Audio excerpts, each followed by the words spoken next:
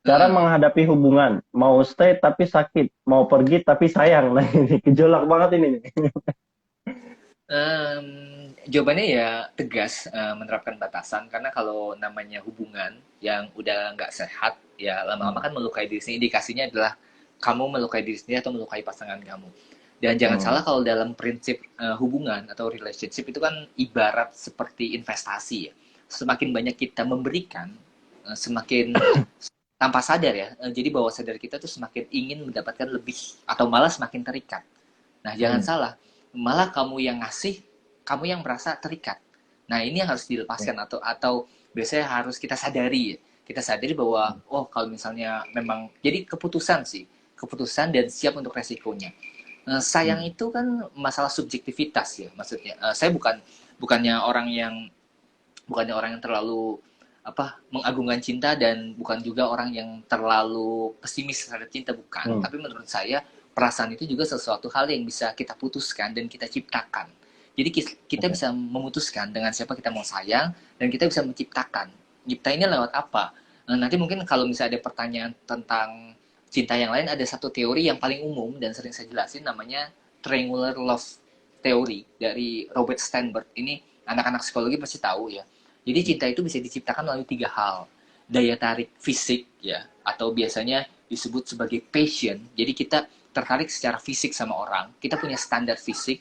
Yang kedua melalui keintiman atau intimasi ya, atau ketertarikan emosional. Jadi seberapa nyambung kita dengan lawan jenis kita atau lawan bicara kita. Hmm. Jadi tadi ya fisik, kemudian emosional, dan yang ketiga dengan komitmen atau keputusan Oke. sadar. Jadi Hmm. tiga hal itu bisa jadi elemen terciptanya sebuah cinta yang baru atau malah mempertahankan cinta yang memang sudah ada. Jadi kalau Hmm. misalnya pertanyaannya mau stay tapi sakit, mau pergi tapi sayang, ya itu udah keputusan kamu sendiri. Kamu mau tetap bertahan Hmm. dalam rasa sakit atau lebih peduli sama diri kamu sendiri dengan ya udah merelakan gitu sih. Hmm. Oke, oke, oke. Oke, Hmm, lanjut. Baby G boleh. sudah aman? Biasanya nanti berkunjung lagi. Iya. Sebentar. Ini karena, aduh, Gimana? sebentar. Saya masih ini nggak, lihat putus-putus nggak saya? Enggak, udah enggak. Udah aman Oh sih, ya, Kak. oke siap. Oke, ke pertanyaan berikutnya. Wah, Apa ini tuh? nih. Kayaknya banyak baca relate ya pertanyaannya kali ini. Oke. Kalau dari Kak Alet, Nah, Alet Chan, kalau pasangan kita setiap ada masalah ngatain putus, sebenarnya dia ingin putus beneran atau enggak? Oh, ngancem putus. mengancam putus ya. Nah, Tergantung. Jadi kan ini pola, bentuk pola komunikasi ya. Jadi tergantung pola komunikasi seperti apa. Apakah dia memang sering menggunakan ancaman atau hmm, misalnya memang sifatnya seperti itu. Jadi setiap hubungan kan biasanya rujukannya adalah kelekatan atau gaya attachment style. Nah, attachment hmm, style ini berkembang ketika kita kecil, biasanya melalui orang tua ya. Melalui orang tua. Gimana kita diperlakukan sama orang tua kita itu mempengaruhi loh cara kita berhubungan sama orang lain. Bisa dibagi jadi empat. Ini saya jelaskan ya, mumpung pertanyaannya sedikit relate. hmm, Ada yang secure atau aman. Jadi kalau misalnya kita berhubungan sama orang lain tuh kita merasa ya aman, kita saling hmm, menghargai, saling mengungkapkan apa yang saya mau. Intinya sih seperti itu ya. Yang kedua ada insecure. Biasanya ini hubungannya dia itu takut kurang baik buat pasangan, takut gak sempurna. Nah, biasanya hmm, cenderung mengikat malah. Jadi sebaliknya ini mengikat pasangan. Nggak mau pasangannya itu kayak jauh-jauh ya, termasuk mungkin posesif, kemudian berharap selalu dihubungi kapanpun, jadi ada perasaan insecure. Nah, biasanya tapi nggak selalu, itu ada kecenderungan hmm, ketika dalam masa pengasuhan atau figur pengasuhnya itu kurang memberikan dukungan emosional, tapi dukungan fisik ada. Jadi kan misalnya generasi sebelum kita ya, orang tua kita kan mereka lebih lebih mungkin pola pikirnya beda, mereka lebih percaya bahwa setiap anak itu didukung, tapi didukung misalnya secara materi, disekolahin, dikasih makan cukup, tapi nggak ditanya, kamu tuh lagi ngerasain apa sih? Kemudian tadi tuh di sekolah seperti apa? Nggak semua orang tua seperti itu. Nah karena kurang, nah ini bisa jadi nggak aman, merasa nggak cukup baik untuk pasangan. Nah yang ketiga, ini yang bisa dibilang akan menjawab ya, ketiga dan keempat pertanyaan yang tadi. Yang ketiga adalah biasanya disebut sebagai avoidant atau menghindari. Nah, ini biasanya rujukannya adalah pengalaman traumatik. Pernah ditinggalkan, pernah dikhianati, atau misalnya ada sosok yang meninggal, atau dibesarkan oleh single parent, itu bisa. Nah, dia pengen dekat, tapi takut. Jadi akhirnya jaga jarak yang cukup jauh. Mungkin teman-teman kenal istilah ghosting gitu ya. Jadi udah Hmm. deket-deket hilang gitu ya, udah deket-deket hilang. Nah, itu dia sebenarnya menghindari, pengen, cuma takut. Takut Hmm. hal buruk itu terjadi lagi ya. Terjadi lagi di fase yang sekarang. Jadi ragu-ragu. Nah, yang terakhir ada juga yang sifatnya atau disebut sebagai ambivalen.